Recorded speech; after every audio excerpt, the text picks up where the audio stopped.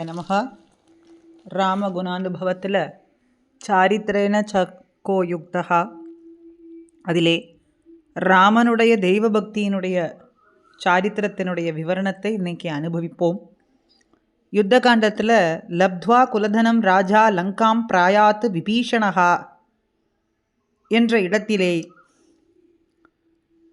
Butter ரங்கராஜஸ்தவத்தில் 4 ஸ்லோகங்கள்னாலே ரங்கேந்தோஹோ பதிகிசலையே என்று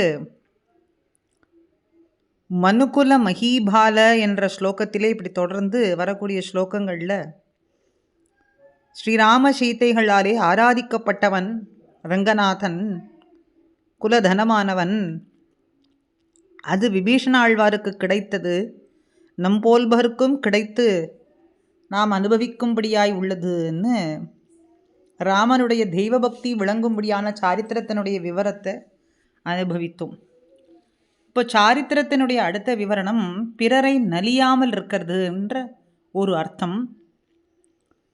சின்ன பிராயம் பிடித்து தாட்டக்கேய கரதூஷண லங்கேஸ்வராதி நிரசனங்களை எல்லாம் செய்திருக்கக்கூடிய ராமபிரானிடத்தில் பிறரை நலியாமை அப்படிங்கிற குணம் நிரூபிக்க முடியுமா அப்படின்னு சிலர் நினைக்கக்கூடும்.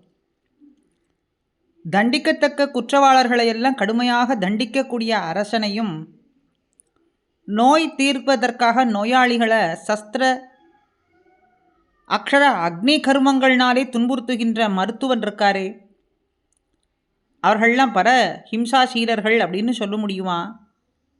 அவர்களை போய் பரஹிம்ச சீலர்கள்னு யாருமே சொல்ல மாட்டார்கள். அப்படித்தான் வினாச்சாயச்ச துஷ்கிருத்தாம்னும் மண்ணின் பாரம் நீக்குதற்கேன்னு சொல்கிறபடி துஷ்டர்களை எல்லாம் சிக்ஷிப்பதற்காகவே திருவவதாரம் செய்தருளினான் பெருமாள். அப்போ பிறரை நலிவது அப்படிங்கிற குற்றத்திலே இது வராது. காரணமில்லாமல் பரஹிம்சை செய்வதே பிரபல தோஷமாக சொல்லப்படுறது. வியசனேஷு மனுஷ்யானாம் பிரிச்சும் பவதி துக்கிதகான்னு அயோத்தியா நகர வாசிகள்லாம் ஒரு கூற்றாக கொண்டாடினார்கள். பிறர் துயருறக் கண்டு ஐயோ அப்படின்னு அங்கும் இங்கும் இறங்கக்கூடிய இயல்பினனான ராமனுக்கு பிறரை துன்புறுத்துவது அப்படிங்கிறது அந்த சுபாவம் கிடையாது. அப்படி அந்த குற்றமானது வந்து புக பிரசக்தியே கிடையாதுன்னு சுகன் அப்படிங்கிற அரக்கன் கடற்கரையிலே ராம சைன்யத்திலே வந்து புகுந்து சில விஷமங்கள்லாம் பண்ணினான். வானர முதலிகள்லாம் அவனை வதைக்க புகுந்த பொழுது கருணாமூர்த்தியான ராமன் அவனை விடுவித்து அருளினது யுத்த காண்டத்தில் 20வது சர்க்கத்தில் நாம் பார்க்கலாம். ஆக இது ஒரு அர்த்தம், பிறரை நலியாமல் இருப்பதுன்னு. அதே சாரித்திரம் அப்படின்னா ஏகதார விரதம் உடையவன் அப்படின்னு ஒரு அர்த்தம் உண்டு. பிறர் பொருள் தாரம் என்ற இவற்றையெல்லாம் நெஞ்சாலும் நினையாமை அப்படிங்கிற சாரித்திரத்தை ராமனிடத்தில் நாம் விவரித்து தான் சொல்ல வேண்டுமா? வால்மீகி ராமாயணம் ஆரண்ய காண்டத்தில் 9வது சர்க்கம் முழுசுமே ராமபிரானை நோக்கி பிராட்டி கூறக்கூடிய வார்த்தைகள்லாம் மலிந்திருக்கு. அதாவது ஏகதார விரதத்தை பற்றி பிராட்டியே மிக மிக கொண்டாடி சொல்கிறாளாம். லோகத்தில் பொய் சொல்கிறது, பிறரை நலியறது, பிறர் தாரத்தை அபகரிப்பது அப்படிங்கிற இந்த 3 குற்றங்களுக்கு தப்பி பிழைப்பதுங்கிறது மிக கடினமான காரியம், அரிது. பொய் சொல்கிறது இதெல்லாம்.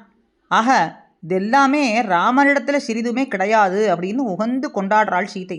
விசேஷித்து பிறர் பெண்டிரை அபகரிப்பது அப்படிங்கிறதெல்லாம் சிறிது கூட கிடையாது அப்படிங்கிறத 4-5 ஸ்லோகங்களால் அடுத்தடுத்து சொல்லியுள்ளார். ராமனுடைய ஜிஜேந்திரியத்துவத்தை மற்றையோர் சொல்லுவது இருக்கட்டும், ஆனால் பிராட்டி திருவாக்கினாலே இப்படி கொண்டாடும்படி கூறியிருக்காளேன்னா அதுதான் இங்கே விசேஷம் அப்படின்னு காட்டுறார். சரி, ஆனால் இதற்கு மாறா ராமாயணத்தில் 2 இடங்களில் சொல்லப்படுறது. இப்படி கொண்டாடி சொன்ன பிராட்டி தானே மேல் சுந்தரகாண்டத்தில் 28வது சர்க்கத்தில் சொல்கிறாள். தன்னுயிரை தானே மாய்த்து கொள்வதாக துணிந்து பல சொல்லி புலம்பும் பொழுது பிதுர் நிதேசம் நியமேன கிருத்வா வனாத்து நிவத்த சரித விரதச்ச ஸ்திரீபிஸ்து மன்யே விபுலேக்ஷணாபிஸ்துவம் ரம்ஸ்யசே வீதபயே கிருதார்த்தகான்.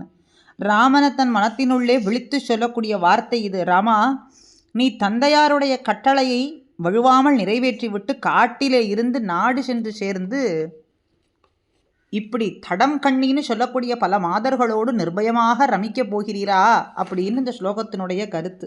தொம் ரம்சியசே வீதபய கிருதார்த்தகான்னு. பிராட்டி வாகில இப்படியும் சொல்லலாமான்னா இது ஒரு இடம். மற்றொரு இடத்துல யுத்தகாண்டத்தில் 21வது சர்க்கத்தில் ராகவன் கடற்கரையிலே சமுத்திரராஜனை நோக்கி சரணாகதி பண்ணும்பொழுது சொல்லக்கூடிய வால்மீகி முனிவர் அப்போது ராகவன் தன்னுடைய ஒரு திருக்கையை தலையணையாக வைத்து கொண்டபடியை சொல்லும் பொழுது அந்த திருக்கைக்கு விசேஷனம் என்றார். புஜைஹி பரமநாரீனாம் அபிமிருஷ்ட மணே கதான். ராமனுடைய திருக்கையானது உயர்ந்த பல ஸ்திரீகளினுடைய கைகளினால் பலமுறையும் தடவை கொடுக்கும் பாக்கியம் பெற்றது அப்படின்னு இங்கே சொல்லப்படுறது. இது சம்பாவிதமா?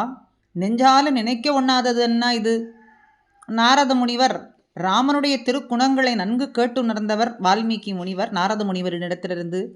அப்படி உபதேசம் தந்த அந்த நாரத முனிவர் ராமனை பற்றி வாய் திறக்கும் பொழுது நியதாத்மான்னு இவனுடைய ஜிஜேந்திரியத்தையே எடுத்து சொல்றார். இப்படி கேட்டிருந்தும் புஜைகி பரமநாரீனாம் அபிமிருஷ்ட மணேகதான்னு தன் வாயால் எப்படி சொன்னார்னா அது விமர்சிக்க வேண்டியது அப்படின்னு சொல்கிறார். அதனுடைய ஆக்ஷேபனையை தொடர்ந்து நாளைய பகுதியிலே அனுபவித்து அடுத்த குணமாக சர்வபூதேஷு கோஹிதா என்கின்ற குணத்தையும் கூடியிருந்து அனுபவிப்போம். ஸ்ரீமதே ராமானுஜாய நமஹா.